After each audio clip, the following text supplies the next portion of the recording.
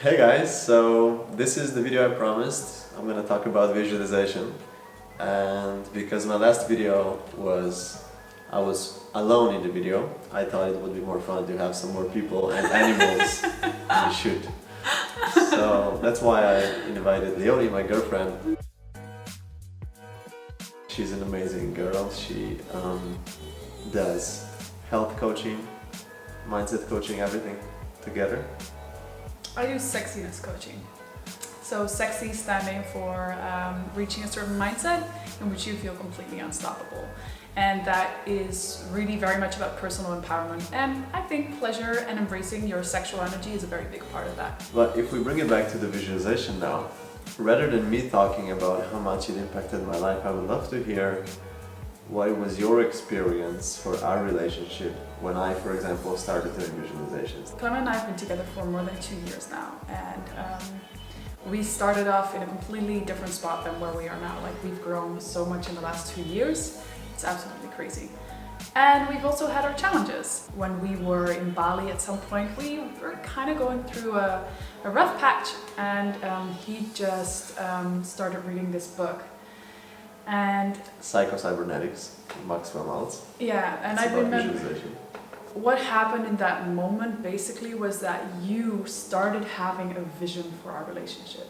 And that's really appealing for me, and I imagine for a lot of other women as well, because it shows your ability to really see a powerful future for us and really do everything that's necessary to create that. You holding that vision for us being super connected and like the most powerful couple ever, that really is what kept us together. When he's done visualization, he's like, you're so with me, and you're so loving, and you're so on focus on what you're up to in your life. And when he hasn't done it, I'm wondering, like, are you okay? What's going on, you know? Visualizing something is actually such a real representation of doing something for your brain. You're actually tricking your brain into believing that it's true. They don't see the difference between the vivid imagination and what's actually happening in reality. It really shows that when you visualize something, your brain kind of loses the fear of what you're going to be doing, and it really practices. If I apply this to the example I shared when I was making you wrong, Blaming me. like blaming her for how she was being, and then I realized I was doing that, and I took a moment to just take a deep breath and relax my body and remember, like, why am I with her? What is my vision with her? And suddenly I saw this juicy, beautiful relationship, and then it became crystal clear for me that that's what I want to create. And then, because that vision became so exciting and compelling for me in that moment, it became very easy for me to drop making her wrong, because that was just not in my interest anymore, because the excitement of the vision became more exciting than the pleasure of making her wrong. When you've already done it in your head, your brain will be like, oh, wait a second, I've already seen this in the visualization. So it's not like an unknown territory anymore, and it becomes much more doable. So it's a great tool to bust through the fear and go for what you really want. So to break down the process for you, to make it simple, is basically there's 3 main steps that I see are important. If I'm resisting something that's there and I have a lot of tension in my body and my mind is just screaming, I'm not going to be able to visualize anything, because my mind is constantly going to be telling me, no, that's bullshit, that's not possible, what do you mean, your life sucks, you suck. If you actually want to lower down the voice of that mind, you got to relax and get really present in the moment. And then once you feel present and relaxed, then you actually unleash the creative powers of your brain, and that's when you actually can start visualizing what you want.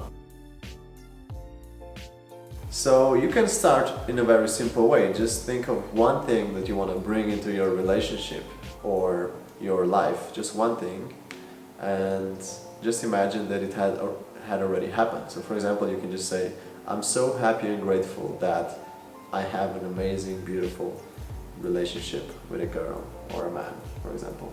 And just imagine that and feel that in your body. So that's the critical part, that you actually feel the emotions, the excitement, the pleasure in your body, because once you feel these emotions, that's when it actually becomes real. It's not just a thing in your mind, but it's actually you feel it with your whole body. So you want to get as precise with this as possible. Smell the smells. Where would you be? What does it smell like? What would you be eating? What's the weather like? Like, it might really sound silly, but all these details make it actually way more real for you. Focus on the vision. Make it as compelling and exciting as you can, and forget about how you're gonna get there and when you're gonna get there, because usually that just puts a lot of pressure and it gets you in your head to overthink things, and then it just doesn't become an exciting vision anymore. It's very interesting for the conscious mind to be like, okay, so how am I going to do that, right? And to like strategize. But oftentimes there are possibilities that your conscious mind cannot even see yet that are totally available for the unconscious mind already. In the past, I visualized that I am having a beautiful website, and then in the middle of that visualization, I suddenly got an inspiration, and I just wrote the whole sales page for my page.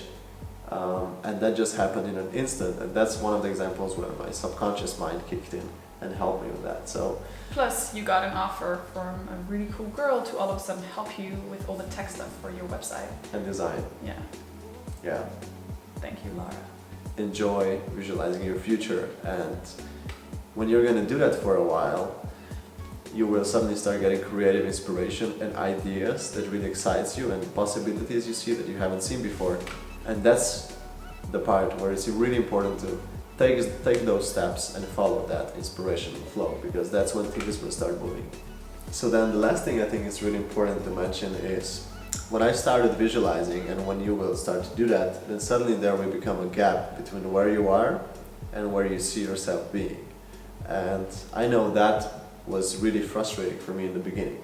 That's when you want to get back to the first step and just get really present and relaxed and accept where you are. And that's for me this art of being happy in the moment and having a vision. As Abraham Hicks says, Esther Hicks, the best place to be in is to be really grateful for where you are and eager and excited for what's coming. She also says, you cannot have an unhappy journey to a happy destination. So, that being said, we gave you some basics on how to do visualization. Now, if you're interested to really get down to it, there's two cool things we can both offer. Firstly, Clement has got a really cool visualization on his website, and this visualization is specifically to visualize your perfect partner. It's pretty cool. I really liked it. Your perfect love life, even if you already have a partner, just spice up your love life. Yeah. So you can get that by going to clementthomas.com. And you also just created your new website with new audio training, right? Yes, I did. So what is that audio training about? So this audio training is a sexy you audio training. So it's to visualize yourself in your state of total power and really accessing a space in your mind, which is like a sweet spot where you feel totally unstoppable. Your website is? leoniegabriella.com. Here he is. Alright guys, so I hope you enjoyed the session and speak soon. Ciao.